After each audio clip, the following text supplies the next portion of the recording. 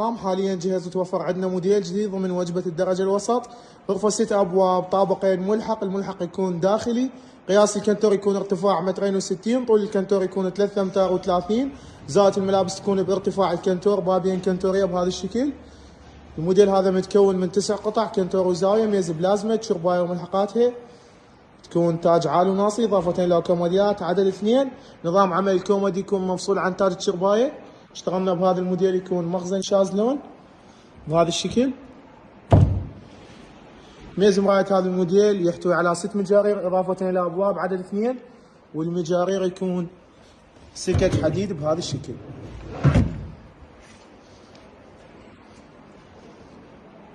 نتحول وياكم على التقاطيع الداخلية لهذا الموديل.